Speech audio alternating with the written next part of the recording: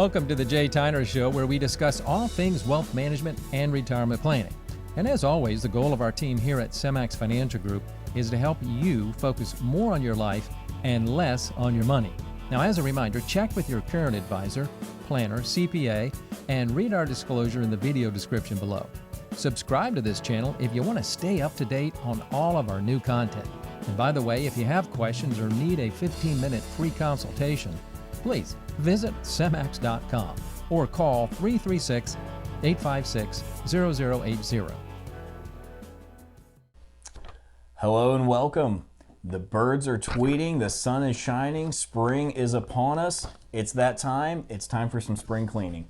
I'm Matt Landon. I'm joined by Jordan Shinsky, and we're here at Semmax Financial Group to talk through some spring cleaning topics that you want to go over for your financial side of things. Now, what's number one? Jordan, take it away. Number one, purge the paper. If you're like myself and so many others, you probably have a filing cabinet this high that has a whole bunch of paperwork in it, old statements from your retirement plan at work, your checking account, your receipts. If you're like me, you keep everything, right? So that's become kind of old nature. Nowadays, you can take and shred what's necessary or what's not necessary, which you don't need anymore. Retain everything more so in a digital format because everything now is going paperless, and it cleans things up pretty well. All right. Number two is audit your subscriptions. Now, we all have a tendency to try that 7-day free trial, and maybe you canceled it, maybe you didn't. I think periodically it's good to go through, look at your old credit card statements, look at your old bank statements, and see what kind of subscriptions do you have. Are you getting value for what you're paying? Or is it something you're still enjoying? Or is this a subscription service that you realize I really don't need? This has just turned into a reoccurring expense. It's kind of a drain on our finances. $5 here, $12 there, $15 here. It can really add up. And those are the types of things that it's good to clean up and kind of consolidate. Now, speaking of consolidation, what's number three? Consolidate your accounts. So this is something that over time, as we age, it just kind of gets spread out. Maybe you changed a job, you have a 401k that you left behind, you haven't been there for 15 years, but that 401k is still there. It may still be invested in the market and it's growing for you, but you're not contributing anymore. It can be better to be consolidated, whether it's into a new program, a new retirement program, or consolidating into an IRA. We can do the same thing with our bank accounts. Maybe we have checking accounts at multiple banks. Maybe we have savings and money markets and CDs here and everything else that we can consolidate down. That you have to look at things like that and say, it's more work for me if I have all these accounts. You can bring it in and make it easier for yourself. All right, number four is automate your savings. Speaking of making it easier on yourself, what better way to do that than take the stress and the worry of having to do something manually over and over again off of your plate entirely?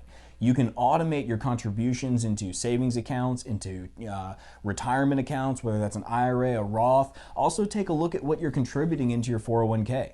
Are you contributing the right amounts, the right percentages? Is it going in pre-tax, post-tax? But automating and systematizing that savings towards your retirement is one less thing you have to think about, and that's going to be key when so many pressures of life come around. Look at it now, set it and forget it. You don't have to worry about it afterwards. Yep. Now, what's number five?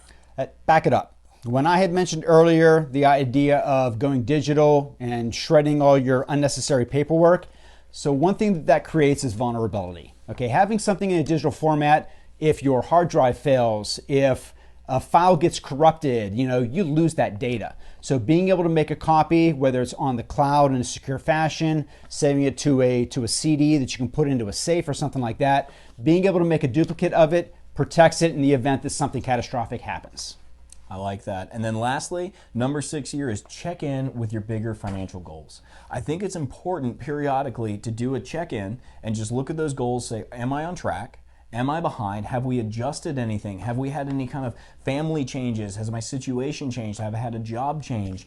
But I think it's important to look and see with the environmental changes, both internal, meaning inside of your family, inside of your own life, but then also external. When we're looking at the markets, when we're looking at risk, when we're looking at just the conditions, political, environmental, and otherwise, I think it's important to check in with those financial goals and say, am I still on track with what we're trying to accomplish? Now, if you look at this and you say, I've got some spring cleaning I need to do, I need some help here, and I'm looking for a little more guidance, feel free to touch base with us. You can come in, sit down with one of the advisors. We'd be glad to do a comprehensive analysis, a review, a sit down, whether you're a current client or whether you're someone who's interested in just a second opinion. You're welcome to reach out. But on behalf of Jordan, I'm Matt, and for all the Semmax family, thanks for watching. We hope you have a wonderful day.